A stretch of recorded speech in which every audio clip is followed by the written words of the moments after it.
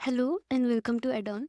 सो हमारा आज का क्वेश्चन है, what is de Broglie wavelength of an electron which has been accelerated from rest through a potential difference of 100 volt. Right. So de Broglie wavelength क्या है? सो de Broglie ने कहा था कि हर एक पार्टिकल जो मूव करता है उसके साथ एक वेवलेंथ एसोसिएटेड रहता है और उसी वेवलेंथ को हम डी ब्रॉगली वेवलेंथ से रिप्रेजेंट करते हैं। ये एक पार्टिकल के वेव लाइक बिहेवियर को डिस्क्राइब करता है। सो क्वांटम मैकेनिक्स में जो माइक्रोस्कोपिक पार्टिकल्स होते हैं जैसे कि इलेक्ट्रॉन्स, प्रोटॉन्स, फोटॉन्स, ये डुअल नेचर को एग्जिबिट करता है, यानी ये पार्टिकल एंड वेव दोनों के बिहेवियर को एग्जिबिट करते हैं। सो सबसे पहले हम डी ब्रॉगली वेवलेंथ को मैथमेटिकली एक्सप्रेस करते हैं। सो हमें पता है de Broglie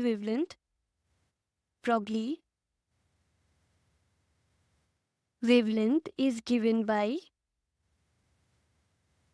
lambda equals to h by mv. So lambda is wavelength and h is Planck's constant जिसका वैल्यू हम जानते हैं 6.63 इंटू 10⁻34 एंड m है पार्टिकल का मास एंड v है उसका वेलोसिटी। राइट।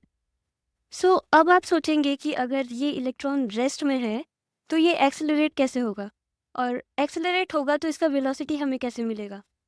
सो इसका वेलोसिटी हमें मिलेगा पोटेंशियल डिफरेंस से। तो हम ये समझते हैं कि पोटेंशियल डिफरेंस का यहाँ रोल क्या है। सो जब एक इलेक्ट्रॉन रेस्ट से एक्सेलरेट करता है थ्रू अ पोटेंशियल डिफरेंस तो इलेक्ट्रिक फील्ड उस पर काम करता है। काम यानी वर्क डन। सो इस वर्क डन के वजह से इलेक्ट्रॉन को काइनेटिक एनर्जी मिलती है और हमें एनर्जी कंजर्वेशन से पता है कि kinetic energy electric field is equal to the kinetic energy. So हम ये एनर्जी कंजर्वेशन का फॉर्मूला लिखते हैं, EV is equal to half mv square. Right, so work done with the electric field which is given by EV is equals to the gain in kinetic energy which is half mv square. So हम mv को लिखने के लिए rearrange कर सकते हैं। mv जो हम बाद में सब्सटीट्यूट करेंगे, mv is equals to root over of 2 mev. So हम जानते हैं कि de Broglie wavelength is given by lambda equals to h time mv, तो mv को हम यहाँ सब्सटीट्यूट करेंगे, then we will get h by root over of 2 mev. Right. So here in this equation ये लैम्डा का यानी de Broglie wavelength का modified formula है। h is Planck's constant, e है इलेक्ट्रॉन का charge which is 1.6 into 10⁻19 and v है potential difference जो हम right. So let's write all these values.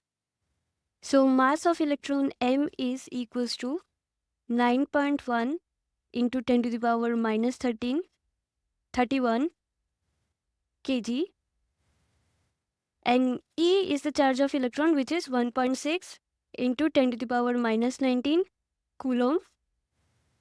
Then we know H is Planck's constant, 6.63 into 10 to the power minus 34 joule second, and volt potential difference is given which is 100 volt. Right. So we will simply substitute all this value into this equation for de Broglie's wavelength to calculate it. So we have lambda equals to 6.62 into 10 to the power minus 34 divided by root over of 2 into 9.1 into 10 to the power minus 31 kg into 1.6 into 10 to the power minus 19 coulomb multiplied by 100 volt, which is the potential difference.